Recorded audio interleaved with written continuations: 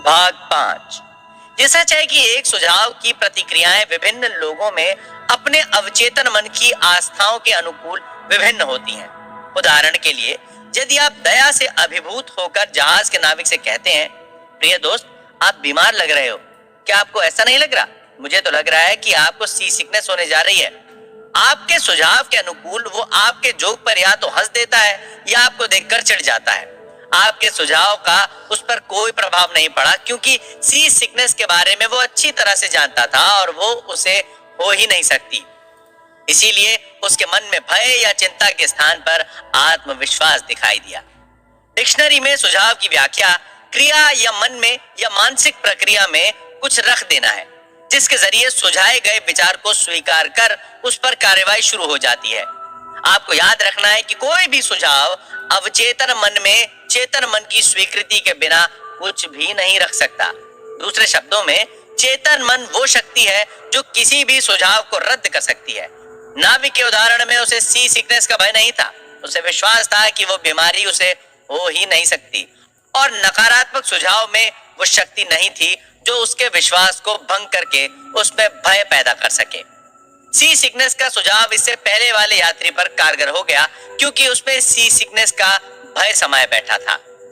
हम में से प्रत्येक के अपने अंतर मन में भय होते हैं, आस्थाएं एवं विचार होते हैं, और अंतर मन की धारणाएं हमारे जीवन में अपनी भूमिका निभाती हैं। एक सुझाव की अपनी कोई शक्ति नहीं होती जब तक कि उसे मानसिक रूप से स्वीकार नहीं कर लिया जाता।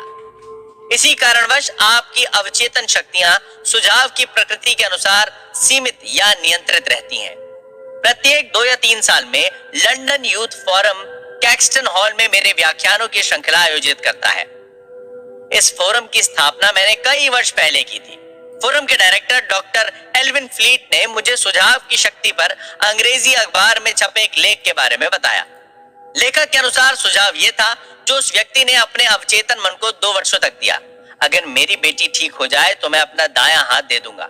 उसकी बेटी भयंकर गठिया रोग से पीड़ित थी, साथ में उसे चर्म रोग भी था जो लाइलाज हो गया था। डॉक्टरों ने जवाब दे दिया था, किंतु उसके पिता को अपनी बेटी के ठीक हो जाने की तीव्र कामना थी, और यही कामना उसने उन शब्दों में व्यक्त की जो उसने अपनी बेटी के लिए कहे थे। डॉक्टर एल्विन फ्लीट ने छपे हुए लेख का हवाला देते हुए बताया कि एक दिन वो परिवार कार से सफर कर रहा था जब उसकी टक्कर एक दूसरी कार से हो गई, जिसमें उसके पिता का दायां हाथ कंधे से कट गया और तुरंत उसकी बेटी का गठिया व चर्म रोग दूर हो गया। आपको ये निर्णय लेना होगा कि आप अपने अवचेतन मन को केवल ऐसे सुझाव देंगे जो आपका उपचार करके स्वस्थ करें, आपका भला करें, आपको ऊपर उठाएं, आपको प्रेरणा दें। याद रखें, आपका अवचेतन मन मजाक पसंद नहीं करता, वो आपके प्रत्येक शब्द पर विश्वास करता है। स्वप्रेरणा के उदाहरण। स्वप्रेरणा का अर्थ है अपने मन को कोई निश्चित तथा शिष्ट बात का सुझाव देना। हर्बर्ट पार्किन ने अपनी प्रसिद्ध पुस्तक ऑटो सजेशन में एक दिलचस्प उदाहरण दिया है। न्यूयॉर्क का एक यात्री शिकागो आकर अपनी घड़ी देखकर, जो शिकागो के समय से 1 घंटा पहले से चल रही थी, अपने शिकागो के मित्र से कहता है कि 12 बज गए। शिकागो का मित्र ये सोचे बिना कि शिकागो और न्यूयॉर्क के समय में 1 घंटे का अंतर है, अपने न्यूयॉर्क के मित्र से कहता है कि उसे भूख लग रही है और वो खाने जा रहा है। स्वप्रेरणा का प्रयोग तमाम तरह के डर और अन्य नकारात्मक दशाओं को हटाने के लिए करना चाहिए। एक युवा गायिका को गाने के ऑडिशन के लिए बुलाया गया। वो बड़ी आस लिए इंटरव्यू का इंतजार कर रही थी, किंतु 3 बार वो ऑडिशन में फेल हो गई।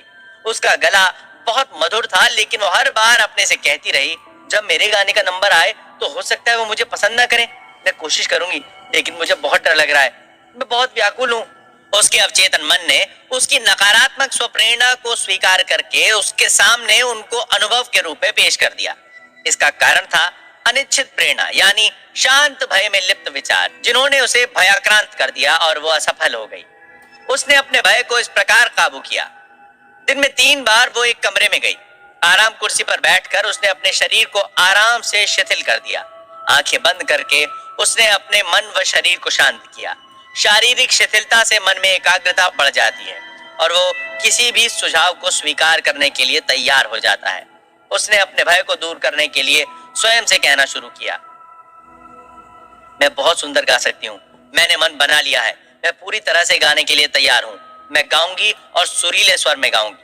उसने अपने शब्दों को शांत स्वर में विश्वास के साथ फिर से दोहराया। इसके बाद वो रोजाना दिन में 3 बार अभ्यास करती रही। प्रत्येक सिटिंग में वो 5 से 10 बार वही वक्तव्य दोहराती रही। सप्ताह के अंत तक वो पूरे जोश और विश्वास के लिए तैयार हो गई और जब उसे फिर से ऑडिशन के लिए बुलाया गया तो उसने बहुत ही सुरीली आवाज में गाना गाया। उसका चयन कर लिया गया। 70 वर्ष की एक वृद्धा हमेशा अपने से कहती रहती थी, मैं भूलने लगी हूँ। उसने स्व प्रेरणा के जरिए भूलने की अपनी प्रक्रिया को बदल दिया। उसने कहना शुरू किया, आज से मेरी याददाश्त बढ़ने लगी है। मैं अब हमेशा अपनी जरूरत की बातों को याद रखूंगी। जो बातें मुझसे होंगी वो स्पष्ट रूप से मुझे याद रहेंगी। मैं उन्हें स्वाभाविक रूप से बड़ी आसानी से अपने पास रखूंगी। जब भी मुझे जरूरत होगी मैं उन्हें अपने मन में रखूंगी। मेरी याद दिन पर दिन बढ़ रही है और बहुत शीघ्र पहले से अच्छी हो जाएगी।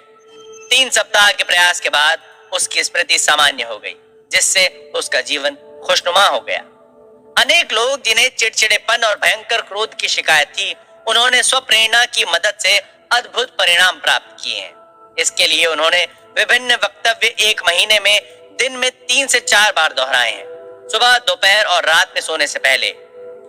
आज के बाद मैं मृदुल स्वभाव का बनूंगा। मेरे मन में सुख और आनंद डेरा जमाएंगे। जीवन की खुशियां मेरे पास होंगी। दिन प्रतिदिन लोग मुझे पसंद करेंगे। मेरी समझ बढ़ेगी। मेरे चारों ओर खुशियां हैं। मैं प्रेम और माधुर्य का केंद्र बन गया हूँ। खुशियां हरदम साथ रहती हैं। मेरा स्वभाव बदल गया है। मैं बहुत खुश हूँ और सबका आभारी हूँ। विजातीय स्वप्रेरणा के कुछ उदाहरण और विचार। विजातीय प्रेरणा का अर्थ है दूसरे से प्राप्त सुझाव। सभी युगों में सुझाव की शक्ति ने दुनिया के सभी देशों के हर काल में आदमी के जीवन और उसके चिंतन में अपनी भूमिका अदा की है। अनेक देशों में यह धर्म की नियंत्रण शक्ति का काम करता है।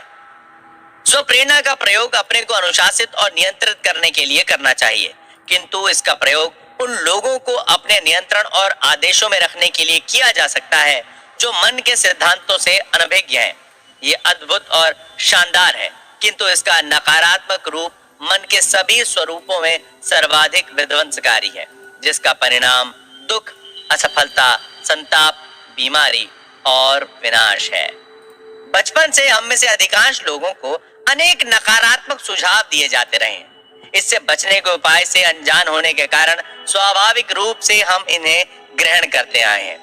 कुछ नकारात्मक सुझाव इस प्रकार हैं, आप नहीं कर सकते, आप कभी किसी लायक नहीं होंगे, आपको चांस नहीं मिलेगा, आप पूरी तरह गलत हो, कोई फायदा नहीं, आप कौन हो, कोई मायने नहीं रखता, बल्कि आप किसे जानते हो मायने रखता है, दुनिया का पतन हो रहा है, क्या फायदा, किसी को कोई मतलब नहीं, इतनी मेहनत करना बेकार है, आप अब बूढ़े हो गए हो, हालत और बिगड़ती जा रही है, जीवन एक कारावास है, प्यार कौन करता है, आप जीत ही नहीं पाओगे, जल्द ही आपका पैसा उड़ जाएगा, सावधान रहो, बीमारी आप पर हमला करेगी, आप किसी पर भी विश्वास नहीं कर सकते, इत्यादि।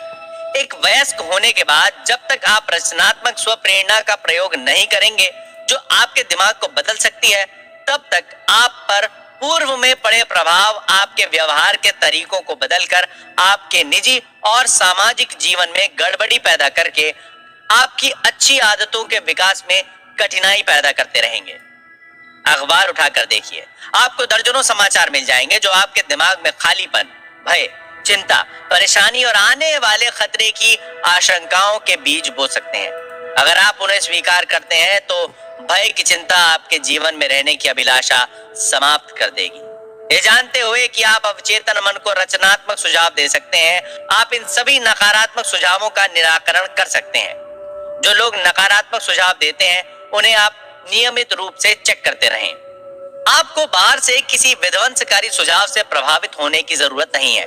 हम सभी ने इन्हें बचपन में और किशोरावस्था में झेला है। अगर आप याद कर सकते हैं तो याद करें, कैसे आपके माता पिता ने, रिश्तेदारों, अध्यापकों और सहयोगियों तक ने नकारात्मक अभियान चलाने में सहयोग दिया है। उन सब का अध्ययन करके देखें, आपको पता चलेगा कि वो सब एक प्रोपेगेंडा था जिसका उद्देश्य आप पर नियंत्रण रखना था या आप में भय पैदा करना था। ये बाहरी स्वप्रेरणा का चक्र हर घर, दफ्तर, कारखाने और क्लब में चलता है जिसके पीछे स्वार्थ है। सुझाव देने वाले चाहते हैं कि आप वैसा सोचें और उस प्रकार काम करें जिससे उनका लाभ हो। विजातीय स्वप्रेरणा का एक उदाहरण इस प्रकार है। मेरा एक मित्र भारत में एक तांत्रिक से मिला। उसने मेरे मित्र को बताया कि उसका हृदय रोगी हो चुका है और कहा कि अगली अमावस्या के बाद उसकी मृत्यु हो जाएगी। उसने अपने घर वालों को इस भविष्यवाणी के बारे में बताना शुरू किया और अपनी वसीयत तैयार करवा ली। इस शक्तिशाली सुझाव ने उसके अवचेतन मन में प्रवेश कर लिया था। मेरे मित्र ने मुझे यह भी बताया कि वो तांत्रिक तंत्र की विचित्र ताकतों में सिद्धहस्त माना जाता है और वो एक व्यक्ति को हानि या लाभ दोनों पहुंचाने की क्षमता रखता है। तांत्रिक की भविष्यवाणी के अनुरूप मेरा मित्र मर गया। ये जाने बगैर कि अपनी मौत का जिम्मेदार वो खुद था। मैं समझता हूं हम में से अनेक ने इसी प्रकार मूर्खतापूर्ण, हास्यास्पद एवं अंधविश्वास की कहानियां सुनी होंगी।